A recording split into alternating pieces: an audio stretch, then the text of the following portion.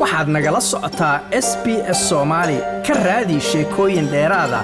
sbs.com.au/Somali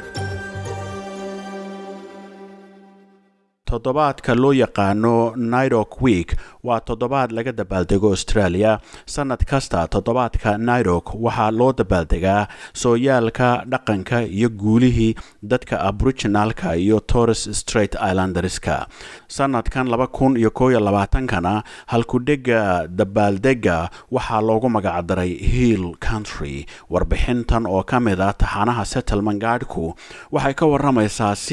sida loo soo booqan goobaha ku dhow magaalooyinka aynu degannahay ee muhiimka u ah dadka Aboriginalka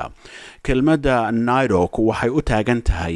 National Aboriginal and Islanders Day Observance Committee horaantii waxay ku bilaabantay hal maalin oo la murugoodo iyada oo markii dambana isu bedeshay dabaaldeg toddobaad ah oo lagu xusayo dadka Aboriginalka iyo kuwa Torres Islanderska Stacey Piper waa haweenay ka soo jeeda qabiilada Wurundjeri iyo Chacha Wurrung ahna shirgudoomiyaha guddiga laanta Nairobi ee Victoria. We need to always remember that the origins were not a celebration. waxaynu u baahannahay inaynu mar walba xasuusanno in aanu asalkeedii ahayn dabaaldeg waxayna ahaayeen xusyo lagu aqoonsado cadaaladdarooyinkii lagu sameeyey bulshooyinkayaga ayay tiri sanadkan 2021ka dabaaldega toddobaadka Nairobi wuxuu dhacayaa 4 ilaa 11 bisha July halkudhega sanadkan ee ah Hill Country wuxuu dadka ku baraarujinayaa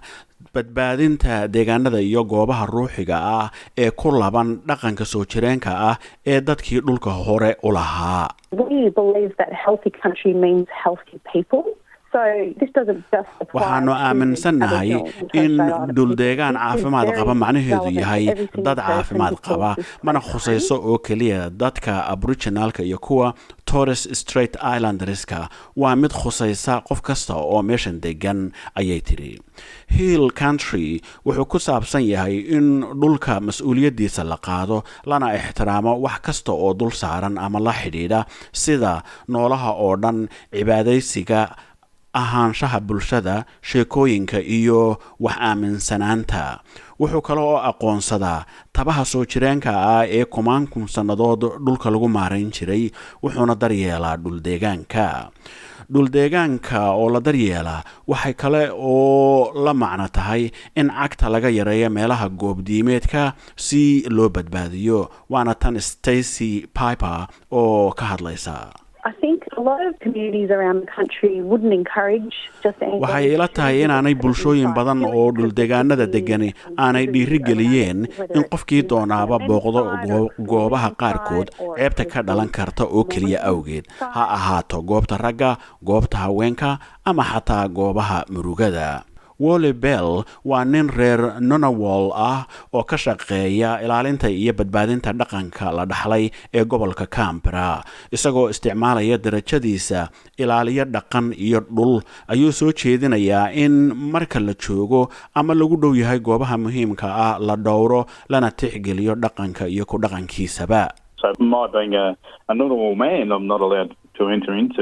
maadaama aan ahay nin reer Ngunnawal ah la iima ogola inaan galo Mount Ainslie haba yaraatee waa ku warwareegi karaa laakiin la iima ogola inaan haba yaraatee wax ka ogaado gobolka Canberra waxaa ku yaala kumaankun goobood oo ah nooca muhiimadda iyo qiimaha gaarka u leh dadka dhulka loogu yimi kuwaasoo ay qaarkood u furan yihiin dadka oo dhan rock art sites, for instance, out in Namadgi National Park.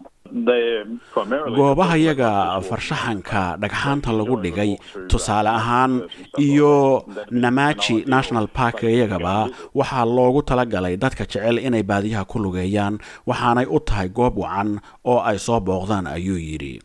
bartamaha magaalada Sydney waxaa 25 kiiloomitir waqooyi ka xigta meel la yiraahdo Ku-ring-gai National Park waxaa meesha ku yaala oo la xaqiijiyey 350 goobood oo ay leeyihiin dadka dhulka loogu yimi taasoo deegaankaas ka dhigaysa mid ka mid ah meelaha ay goobaha taariikhiga ahi ugu badan yihiin halkaa waxaa laga heli karaa farshaxan ay dadkii dhulka hore u lahaa ku sawireen iyo qaar ay ku xardheenba dhagaxa oogadiisa goobaha muhiimadda gaarka leh waxaa kale oo laga helaa magaalooyinkeena gudahooda waxaana ka mid ah Kings Park oo Perth ku yaala ahna meel lagu qabto xafladaha iyo dhacdooyinka dhaqanka ayna ku taalo wadiiqada lagu lugeeyo ee la yiraahdo Butcher Narnin Walk wadiiqadaasi cabaar kadib waxay u kala baydhaa 2 qaybood oo kala ah qaybta ragga iyo qaybta haweenka taasoo lagu saleeyay doorarka iyo aqoontooda dhaqameed ee kala duwan Melbourne waxaa dhowaan ka dhaqangelaya app la yiraahdo The Yolnguth App oo si maqal iyo muuqaal looga heli karo macluumaad ku saabsan taariikhda dadka dhulka loogu yimi sida sooyaalkii dadka Aboriginalka ee xaafadda Fitzroy waxaad ka arki kartaa ama ka maqli kartaa sooyaalka jidka Gertrude Street oo ku yaala xaafadda Fitzroy xilliga qadada kadib oo kale waxaan rumaysanahay in qofkii raba inuu isticmaalo abka ay maqli doonaan sheekooyin xiiso leh oo dad kala duwan ku saabsan ayuu yiri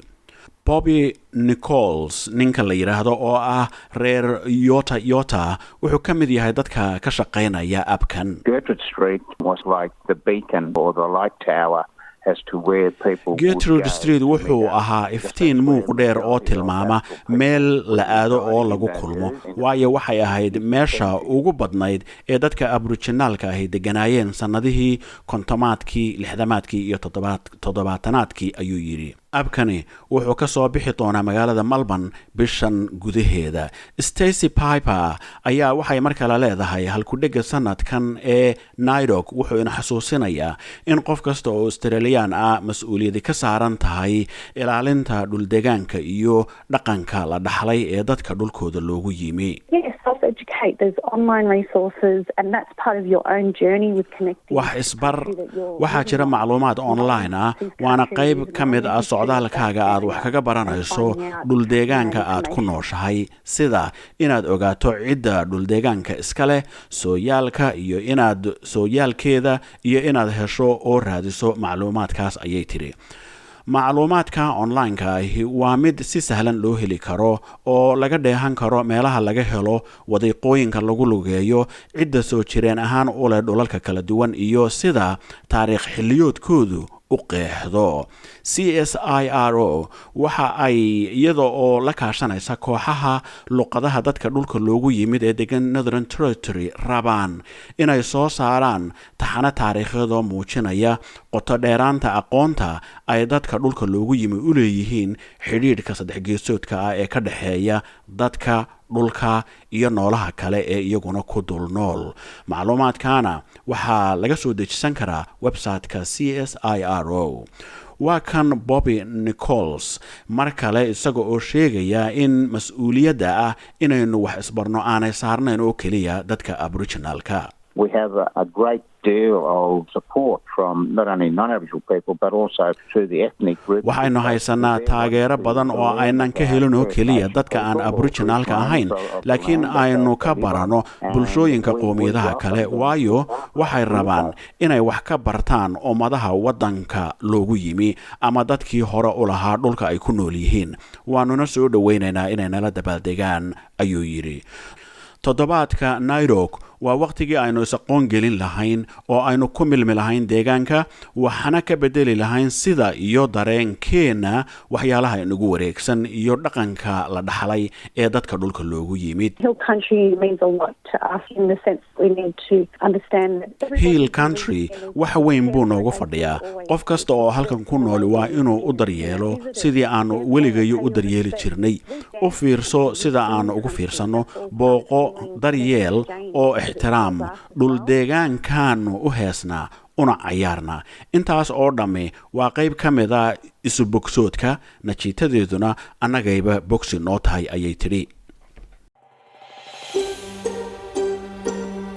ma doonaysaa sheekooyinkan oo kale ka dhegayso Apple Podcast, Google Podcast, Spotify ama meel kasta oo aad podcastigaaga ka hesho.